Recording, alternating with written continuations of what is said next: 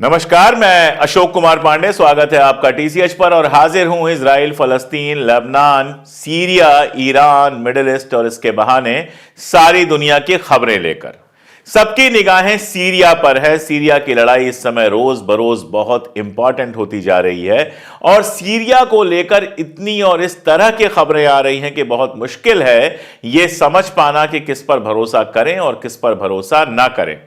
Syria के importance के बारे में आप इसी से समझ सकते हैं कि नसरुल्लाह ने अपनी डेथ के पहले एक भाषण में कहा था कि सीरिया अगर गया तो समझ लीजिए फलस्तीन चला गया। यानी सीरिया अगर हम हार गए, सीरिया अगर हमारे हाथ से निकल गया तो समझिए कि फलस्तीन की आजादी का ख्वाब भी चला गया। शायद यही वजह है कि लेबनान से समझौता करने के बाद, हिजबुल्लाह से समझौता करने के बाद अमेरिका और इजराइल ने अपनी सारी ताकत लगाई हुई है सीरिया में और अपनी इस मुहिम में उनको कभी कामयाबी नहीं मिलती अगर टर्की के एर्दोगन ने धोखा नहीं किया होता। तो इस पूरे मामले में ये जो पूरी मिडिल ईस्ट की लड़ाई चल रही है, कल कई सारे लोग लिख रहे थे कि मिडिल ईस्ट में नेतन्याहू पूरी तरह से सफल हो गया है। क्यों लिख रहे थे वो सब मैं बताऊंगा आपको, लेकिन इस पूरी लड़ाई में कोई सबसे बड़ा विलेन बन के उभरा है तो वो एर्दोगन है। एर्दोगन के बारे में पहले दिन से मैं लगातार कह रहा हूं कि वो आदमी बोलता कुछ है, करता कुछ है। उसके मन में क्या है, असल में वो किसके साथ खड़ा है, यह समझ पाना बहुत मुश्किल काम है। कल जाकर उसने खुल के एक बयान दिया है, टीवी इंटरव्यू दिया है, टीवी इंटरव्यू नहीं, टीवी पर भाषण दिया है और उस भाषण में उसने बहुत क्लियर कहा है कि जो रिबेल फोर्सेस हैं वो दमास्कस पहुंच रही हैं। दमास्कस उनका एम है, दमास्कस सीरिया की राजधानी है और उसका कहना है कि मुझे उम्मीद है कि बड़ी आसानी से वो दमास्कस पहुंच जाएंगी।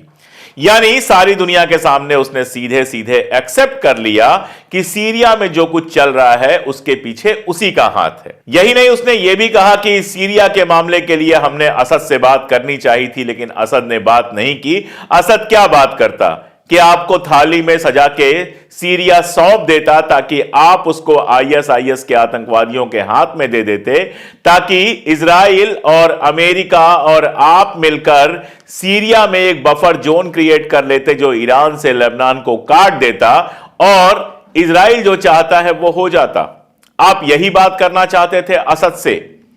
इतनी सारी बातें एर्दोगन ने किए, इतने दावे किए इजराइल के ऊपर, इतनी सारी बातें की, फलस्तीन की आजादी, फलाना ढिमकाना, ये वो, लेकिन ये आदमी एक तिनका नहीं भेज पाया फलस्तीन में। अजरबैजान से आने वाला तेल इजराइल को पहुंचाता रहा, तिजारत करता रहा और अब जब हिजबुल्लाह ने बुरी तरह से परेशान किया हुआ था इजराइल को, आज भी एक आर्टिकल आया है जो बताता है कि हिजबुल्लाह ने इजराइल की क्या हालत कर दी थी। जब यह कंडीशन हो गई थी और उसके बाद समझौता हुआ था तो तुरंत इसने रास्ते खोल दिए आतंकवादियों के लिए। आतंकवादी, मैं बार बार कहता हूं कि आतंकवादी मैं इसलिए कह रहा हूं कि फ्रांस में जो हमला हुआ था उसके बाद यूनाइटेड नेशन से लेके, अमेरिका से लेके यूरोप तक इनको आतंकवादी ही कहा जाता है। जो इस समय एचटीएस अपने आप को कह रहे हैं, इनको आतंकवादी ही कहा जाता है। इनके लिए रास्ता खोल दिया, इनको हथियार, पैसा, सारा कुछ मुहैया कराया ताकि ये सीरिया के अंदर सिविल वार जैसी कंडीशन पैदा करके और सीरिया से बस असद को हटा सके। असद की दिक्कत सिर्फ इतनी है कि वो ईरान और लेबनान के साथ खड़ा हुआ है। रेजिस्टेंस की पावर है वो अमेरिका और इजराइल की कैंप में नहीं है, बल्कि उसने पिछली बार 2012 में रशिया को अपनी मदद के लिए बुलाया था। तब भी ऐसे ही हल्ला था, तब भी रोज आता था कि ये शहर गिर गया, वो शहर गिर गया, लेकिन आखिर में इनको पीछे हटना पड़ा था और असद की रेजिम 2012 से चल रही थी। 12 साल बीत गए हैं। 12 साल बाद एक बार फिर से वही कोशिश हो रही है। अगर हालात को देखें तो आपको मैं एक बड़ी मजेदार खबर दिखाता हूं। यह खबर छपी न्यूयॉर्क टाइम्स में। इस खबर में कहा गया कि ईरान ने अपने अफसरों को, अपने लोगों को सीरिया से वापस बुला लिया है। उसके बाद सारी जगहों पर, यहां तक कि अल अरबिया जैसे अखबार में जो सऊदी अरब का अखबार है, बाकी सारी जगहों पर लगातार यह खबरें छपने लगी कि ईरान ने अपनी सेना को, अपने लोगों को जो थोड़े बहुत वहां थे, वापस बुला लिया है। अब यह खबर निश्चित रूप से इजराइल को बड़ी प्यारी लगेगी, लेकिन क्या यह खबर सच है? मैंने इरना, जो ईरान की अपनी न्यूज वेबसाइट है, उसकी तफ्तीश की और कुछ और जगहों पर देखा और पता यह चला कि यह खबर सच नहीं है, सच के अलावा कुछ भी हो सकती है। क्यों यह खबर सच नहीं है? क्योंकि एक तरफ जहां न्यूयॉर्क टाइम्स में छापता है कि ईरान अपनी सेना को बाहर बुला रहा है, वहीं हम देखते हैं कि ईरान के जो विदेश मंत्री हैं अरगाची, वो पहले तो दोहा फोरम में गए हुए हैं जहां पे मीटिंग होनी है कतर में, और उसके पहले उन्होंने इराक के साथ मिलकर एक समिट की है जिसमें सीरिया भी शामिल है। यानी सीरिया, ईरान और इराक की कल एक मीटिंग हुई है, और इस मीटिंग के बाद ईरान ने कहा है कि हम हर हाल में सीरिया के साथ रहेंगे।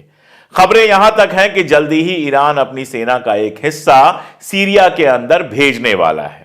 उधर रशिया से जो खबरें आ रही हैं वो ये बता रही हैं कि रशिया और सीरिया मिलकर लगातार एसटीएस के खिलाफ लड़ाई लड़ रहे हैं, और कई जगहों पर काफी सारे आतंकवादियों को भी मारा गया है, उनके हथियारों को भी खत्म किया गया है। अल मायदीन में रशियन सोर्सेस के थ्रू यह खबर है कि लड़ाई लगातार जारी है। यहां तक कि जिस हमा पर कहा जा रहा था कब्जा हो गया है, उसका भी एक हिस्सा रशिया और सीरिया के कब्जे में है, उस पर भी कब्जा पूरा नहीं है। यह खबर दूसरी तरफ से आ रही है। तो अब आप किस खबर को सही मानेंगे, किस खबर को सही नहीं मानेंगे, यह आपको डिसाइड करना है। अगर ईरान और सीरिया से आ रही खबरों को सही माने, अगर अल मायदीन को सही माने, तो ईरान पूरी तरह से सीरिया के साथ खड़ा है। और देखिए यह बहुत नेचुरल भी है, क्योंकि अगर सीरिया गिरता है तो सबसे ज्यादा नुकसान किसी का होगा तो वो ईरान का नुकसान होगा। हिजबुल्ला और ईरान के बीच में अगर ये डायरेक्ट लिंक टूटता है, हालांकि ये भी समझदारी बहुत सही नहीं है कि सिर्फ इसी रास्ते से ईरान और लेबनान मिलते हैं या ईरान जो है हिजबुल्ला को हथियार भेजता है, और भी रास्ते हैं। लेकिन हां, ये डायरेक्ट रास्ता अगर टूटता है, ये लिंक टूटता है, तो ईरान के लिए मुश्किल होने वाली है। जो नक्शा आप देख रहे हैं, इसमें लाल जो हिस्सा है वो हिस्सा है जिसमें असद का इंटरेस्ट बहुत ज्यादा है, जिसको असद किसी हालत में खोना नहीं चाहेंगे। और जिस हिस्से पर अगर असद की हार हो गई, असद की सेनाओं की हार हो गई, तो आप समझिए कि एचटीएस वहां अपनी एमिरेट बना लेगा, एचटीएस का वहां पर शासन हो जाएगा, और एचटीएस इजराइल के साथ मिलकर काम करने के लिए तैयार है। अब एचटीएस के लॉजिक देखिए, जब एचटीएस की बात आती है तो तुरंत पुराना शिया सुन्नी का हल्ला शुरू हो जाता है। कहा यह जा रहा है कि एचटीएस सीरिया से इसलिए नाराज है, असद से इसलिए नाराज है क्योंकि वो हिजबुल्ला और ईरान के साथ रिश्ता रखते हैं जो शिया हैं, और एचटीएस सुन्नीज को रिप्रेजेंट करता है। अब यहां तो आपको बड़ी दिक्कत है शिया से, ईरान से दिक्कत है आपको जो दिक्कत है वो लेबनान से है। लेकिन जब सुन्नी मारे जा रहे थे गजा के अंदर, तब एचटीएस वहां पर क्यों नहीं गया सुन्नियों के साथ लड़ाई लड़ने? अगर वाकई सुन्नियों के लिए आपकी इतनी मोहब्बत है, तो आप इजराइल के खिलाफ हथियार लेकर क्यों नहीं खड़े हुए जब फलस्तीन में लोगों को लगातार मारा जा रहा है? फलस्तीनियों के साथ तो ईरान खड़ा हुआ, हूथी खड़े हुए, इराकी खड़े हुए, इराकी मिलिशिया खड़ी हुई, और लेबनान खड़ा हुआ, जिनमें से कोई सुन्नी नहीं है। आप सुन्नियों की बात कर रहे थे, अगर यह सुन्नी शिया का ही मामला है तो चलिए ईरान के खिलाफ रहिए, फलस्तीन के साथ तो खड़े हो जाइए। लेकिन आप तो इजराइल के साथ खड़े हैं, और अमेरिका पूरी तरह से इनको कैसे सपोर्ट कर रहा है, इसका एक छोटा सा एग्जाम्पल देता हूं। सीएनएन, आप जानते हैं सीएनएन जो है वो अमेरिका का बहुत मशहूर टीवी चैनल है। सीएनएन पर इंटरव्यू होता है जोलानी का, जो एचटीएस का लीडर है। अब जोलानी के बारे में अगर आप देखेंगे तो यह आदमी आईएसआईएस और अलकायदा का मेंबर रहा है, और तब फ्रांस में जो हमला हुआ था जिसमें काफी सारे लोग मारे गए थे, जब यह हमला हुआ था तो जिन लोगों के ऊपर बात आई थी उसमें से जोलानी भी था। और उसी के बाद जोलानी को यूनाइटेड नेशंस ने, यूरोप ने, अमेरिका ने, इन सब ने आतंकवादी घोषित कर दिया था। तब वो हत्यारा था, तब वो ईसाइयों के सिर काट रहा था। लेकिन अब जब असद को हटाना चाहता है अमेरिका, जब चाहता है कि किसी भी तरह असद वहां से हट जाए ताकि इजराइल के लिए वो रास्ता पूरी तरह से खुल जाए, तो आप कल्पना कीजिए कि सीएनएन पर उसका इंटरव्यू दिखाया जा रहा है। कभी आपने याह्या सिनवार का सीएनएन पर इंटरव्यू देखा? कभी आपने नसरुल्लाह का सीएनएन पर इंटरव्यू देखा? नहीं। लेकिन ये जो बंदा है जोलानी, जो एचटीएस का लीडर है, इसका इंटरव्यू सीएनएन पर चल रहा है, अमेरिका के न्यूज चैनल पर इसका इंटरव्यू चल रहा है, और हेडिंग लगाई जा रही है कि पहले ये टेररिस्ट था, अब ये क्रांतिकारी हो गया है। ये खेल खेलता है अमेरिका साइकोलॉजिकल वार का। एक आदमी जिसको उसने खुद आतंकवादी घोषित किया हुआ है, उसको हीरो बनाने की कोशिश है, क्योंकि वही असद को वहां से हटाने में इनका औजार है। इधर इजराइल ने पूरा फायदा उठाने की कोशिश कर ली है। गोलन हाइट्स के लिए नई आर्मी भर्ती हो रही है, नई एयरफोर्स भर्ती हो रही है, नई नेवी में भर्ती हो रही है, क्योंकि गोलन हाइट्स पे इनकी प्लानिंग यह है कि जैसे ही असद की सरकार गिरती है तैसे ही गोलन हाइट्स पे इनका पूरा कब्जा हो जाएगा। यानी जो सीरिया की आजादी की बात कर रहे हैं, दरअसल वो सीरिया को लीबिया की तरह टुकड़ों में बांट देना चाहते हैं, जहां केवल अनार्की बनी रहे और जहां पर एक हिस्सा अमेरिका के पास हो, एक हिस्सा टर्की के पास हो, एक हिस्सा जॉर्डन के पास हो, एक हिस्सा इजराइल के पास हो और बीच के छोटे हिस्से में जोलानी जो है वो अमीर अपने आप को आमिर कह के वहां पर शासन करे। यह खेल चल रहा है इजराइल, अमेरिका और टर्की का। और जैसा मैंने आपको बताया, इजराइल और अमेरिका से तो उम्मीद ही यही की जाती है, लेकिन टर्की के एर्दोगान ने इस मामले में अपने आप को सबसे बड़ा विलेन साबित किया है। अंजाम चाहे जो भी हो, असद की सरकार गिरे, असद को वहां से भागना पड़े, असद मारे जाएं या फिर असद का शासन बना रहे, परिणाम चाहे जो भी हो, जो भी अंजाम हो, लेकिन जब भी इतिहास लिखा जाएगा तो उसमें लिखा जाएगा कि एर्दोगन ने ईरान को धोखा दिया, लेबनान को धोखा दिया और फलस्तीन को तो खैर धोखा दिया ही दिया है। अब कई सारे सवाल इस पर उठ रहे हैं कि ईरान तुरंत हमला क्यों नहीं कर रहा है। कुछ बयानात को हमको काफी गौर से पढ़ लेना चाहिए। जैसे एक बयान आया है IAEA का। IAEA आप जानते हैं इंटरनेशनल संस्था है, एटॉमिक, जितना कुछ एटॉमिक बम को लेकर होता है, इनके पास सारा लेखा जोखा होता है। कुछ दिनों पहले ईरान के ऊपर इन्होंने कुछ सैंक्शन भी लगाए थे। IAEA का अगर आप बयान पढ़ेंगे तो वो ये कह रहा है कि बिल्कुल इस बात पे भरोसा करना मुश्किल है, लेकिन ईरान ने लगातार एटॉमिक फील्ड में अपना इतना डेवलपमेंट किया है और इस समय लगातार वो इस तरह का डेवलपमेंट कर रहा है कि ऐसा लगता है वो बहुत जल्दी एटम बम बना लेगा। अब एक दूसरी खबर देखें ईरान से। यह खबर बताती है कि ईरान ने कल ही एक सैटेलाइट भेजा है काफी डेवलप्ड लेवल का। ऐसा लगता है कई बार इन सारी चीजों को देखते हुए कि ईरान को पता है कि आखिरी जो कयामत वाली लड़ाई है वो तो होनी ही है। सीरिया में जो कुछ चल रहा है वो दरअसल ईरान को कमजोर करने के लिए ही चल रहा है। तो इस समय सीरिया से हाथ खींचने का तो कोई मतलब ही नहीं है, क्योंकि सीरिया का मुस्तकबिल ईरान के मुस्तकबिल से जुड़ा हुआ है और ईरान इस बीच में अपनी पूरी तैयारी कर लेना चाहता है, अपने आप को एटॉमिक हथियार से पूरी तरह से लैस कर लेना चाहता है और इसके अलावा भी जितने हथियार, जितनी ताकत जुटा सकता है उतनी ताकत जुटा सकता है। अगर आप सिर्फ इरना को फॉलो कीजिए, जो ईरान की अपनी न्यूज एजेंसी है, मैंने आपको बताया, तो आपको दिखेगा कि लगातार नए नए वहां पर एक्सपेरिमेंट किए जा रहे हैं। कभी कोई सैटेलाइट छोड़ा जाता है, कभी कुछ होता है, कभी कुछ होता है। तो मुझे ऐसा लगता है कि महीने 2 महीने से ईरान इसी चीज पर लगा हुआ है कि अपने हथियारों को कितना ज्यादा डेवलप किया जा सके, क्योंकि उसको यह मालूम है कि कयामत की लड़ाई तो होनी ही है और वो लड़ाई सीधे इजराइल से होनी है, जहां इजराइल के पीछे अमेरिका खड़ा होगा। यह लड़ाई आज हो कल हो, ईरान ने इतने लंबे समय से लड़ाइयां टाली हैं, लेकिन मुझे नहीं लगता है कि अब यह लड़ाई टाली जा सकती है, क्योंकि फलस्तीन हो, हिजबुल्लाह हो या बाकी सब हो, या आप कहिए पूरा मिडिल ईस्ट हो, मिडिल ईस्ट पे कब्जा करने की अमेरिका और इजराइल की जो प्लानिंग है, उसके रास्ते में कोई खड़ा है तो सिर्फ और सिर्फ ईरान खड़ा है।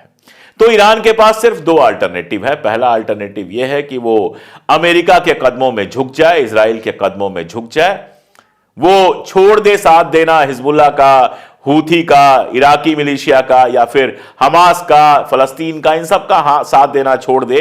एक ऑप्शन उसके पास यह है और वो ऑप्शन ईरान किसी भी हालत में चुन नहीं सकता है। दूसरा ऑप्शन यह है कि एक फाइनल लड़ाई के लिए वो तैयार रहे और मुझे ऐसा लगता है उस फाइनल लड़ाई के लिए वो तैयार है। जहां तक सीरिया का मामला है, सबसे पहली लड़ाई सीरिया की अपनी फोर्सेज को लड़नी होगी और वो लड़ रही हैं। रशिया की फोर्सेस पहले से वहां अंदर हैं, आगे भी रशियन और फोर्सेस आ सकती हैं, लेकिन समझना चाहिए कि इस बार रशिया यूक्रेन में भी उलझा हुआ है। और ईरान का जहां तक मामला है, उसने हर बार यही कहा है कि हम पूरी तरह से सीरिया के साथ हैं। कासिम जो हिजबुल्लाह के नए चीफ हैं, उनका भी बयान आया है, उन्होंने भी कहा है कि हम सीरिया के साथ हैं। तो साथ तो ये हैं, लेकिन फ्रंट की लड़ाई सबसे पहले सीरिया और रशियन फोर्सेस को लड़नी होगी जो लड़ रहे हैं। और सही मौके पे जरूरत पड़ने पे मुझे लगता है ईरान और हिजबुल्ला जो भी कर सकते हैं वो करेंगे जरूर, क्योंकि असद का मामला सिर्फ असद और सीरिया का मामला नहीं है, वो उतना ही हिजबुल्ला और ईरान का भी मामला है। एक्सिस ऑफ रेजिस्टेंस के लिए असद बेहद इंपॉर्टेंट है। और बाकी मैंने आपको बताया कि असल में वहां क्या चल रहा है ये किसी को नहीं पता है। कभी कुछ खबर आ रही है, कभी कुछ खबर आ रही है, और ये लगातार चल रहा है। इसीलिए मुझे लगता है कि अगला एक हफ्ता देखना होगा। अगले एक हफ्ते में या तो दमास्कस पर विद्रोहियों का कब्जा हो जाएगा और उसके बाद एक भयानक सिविल वार चलेगा महीनों महीनों, या फिर एचटीएस से कंट्रोल कर लेंगे असद और अपनी इंपॉर्टेंट जो टेरिटरी है, जो रेड कलर में मैंने आपको दिखाया था, वो टेरिटरी बचाने की कोशिश करेंगे, बचा ले जाएंगे। अब ये क्या होता है, कैसे होता है, इसी पर आगे की बातें तय होंगी। अभी जो खबर है वो इतनी ही है कि असद का ये दावा है, ईरान का ये दावा है कि लड़ाई लगातार चल रही है और ईरान और इराक दोनों ने सीरिया को भरोसा दिलाया है पूरा का पूरा साथ देने का। अर्दोगान जो है उसने लगभग ये मान लिया है कि वो इस सारे बवाल के पीछे है, यानी वो अमेरिका और इजराइल के साथ साफ साफ खड़ा है। शायद यही वजह रही होगी कि ब्रिक्स की मेंबरशिप के लिए जब उसने अप्लाई किया था तो रशिया ने उस एप्लीकेशन को यस नहीं होने दिया, क्योंकि वो सीरिया में और आसपास असद के खेल को अच्छी तरह से जानता है। वो जानता है कि असद नाटो में ऐसे ही नहीं है, हमेशा उसने वही किया है जो अमेरिका और इजराइल ने कहा है। तो ऐसे में इस तरह के एक घुसपैठिए को ब्रिक्स में ना लेना रशिया का होशियारी भरा डिसीजन था। यह बात तो साबित ही हो गई है अभी जो घटनाएं चल रही हैं उनसे। अब जो दूसरा मामला फंसा हुआ है वो गजा का मामला फंसा हुआ है। गजा में लड़ाई लगातार चल रही है, इस बात को आप नोट रखिए। अभी कल की खबर है कि पैलेस्टीनियन रेजिस्टेंस ने एक जगह हमला किया जहां जमावड़ा था इजराइल आर्मी के मेंबर्स का, और उसमें काफी लोग मारे गए हैं। जाहिर तौर पर इजराइल की वेबसाइट और इजराइल के अखबारों में इसकी खबर नहीं है, लेकिन जो तस्वीर जारी की है पैलेस्टीनियन रेजिस्टेंस ने, उससे यह लगता है कि यह खबर सही है। अब आप जानते हैं वहां मामला चल रहा है सीज फायर का। अमेरिका प्रेशर बना रहा है, खासतौर पे ट्रंप प्रेशर बना रहे हैं। उन्होंने अपना जो एनवाय है उसको भेजा भी था, जो कतर भी गया था और इजराइल भी गया था। तो सीज फायर के रास्ते में क्या चल रहा है इस पर भी कुछ बहुत डिटेल सामने नहीं है। खबरें यह आ रही हैं कि हमास सीज फायर के लिए तैयार है। यह भी खबर आई है कि अमेरिका ने कतर से कहा है कि जिन हमास के लीडर्स को आपने निकाला था उनको वापस बुलाइए ताकि यह बातचीत हो सके। इजिप्ट ने एक प्रपोजल दिया है जिसमें रिहाई की बात है, जो अगवा किए हुए लोग हैं उनकी रिहाई की बात है, और 45 से 60 दिन की सीज फायर की बात है। अब वो बात कितनी आगे बढ़ी अभी इस पर कोई बहुत डिटेल आई नहीं है। जब ये डिटेल आएगी तो मैं आपसे शेयर करूंगा। लेकिन ये दोनों जो चीजें हैं, गजा का मामला जो है और साथ में सीरिया का मामला है, ये अलग अलग नहीं है, जुड़ा हुआ है।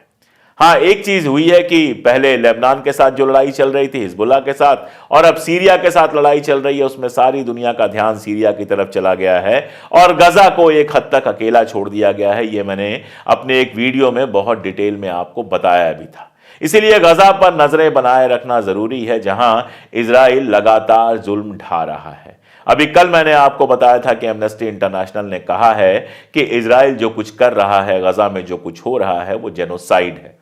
उसको लेकर अपनी बहसें चल रही हैं। फ्रांस वगैरह का रुख मैंने आपको बताया था। लेकिन सबसे बड़ी बात है कि इस सारे धुंधलके में लगातार हमले जारी हैं, हॉस्पिटल्स पर, लोगों के घरों पर। लगभग रोज लोगों के मरने की खबरें आ रही हैं। इसीलिए गजा की बात करना लगातार जारी रखना पड़ेगा। गजा में अगर सीज फायर होता है तो कुछ दिनों की राहत लोगों को मिलेगी, लेकिन लंबी राहत तो इस बात पे ही डिपेंड करेगी कि सीरिया में फाइनली क्या होता है, ईरान का रुख क्या होता है, हिजबुल्लाह का रुख क्या होता है। अभी तो आप सोचिए, ऐसी खबर है कि वेस्ट बैंक जो फलस्तीन का बचा कुचा इलाका है, उसमें जमीन का एक बड़ा टुकड़ा कब्जा कर रहा है इजराइल। और जिस समय सारी दुनिया में यूएन में उसके खिलाफ प्रस्ताव पास हो रहा है, वहां फलस्तीनियों के लिए जगह छोड़ने की जगह, जो जगह बची हुई है, उसको लगातार इजराइल कब्जा करता जा रहा है। अब ईरान, लेबनान और बाकी जो मददगार मुल्क हैं हमास के और फलस्तीनियों के, वो इस पर क्या कदम लेते हैं ये देखने वाली बात होगी, क्योंकि असल सवाल तो फलस्तीन का ही है। आज के लिए इतना ही, बहुत शुक्रिया।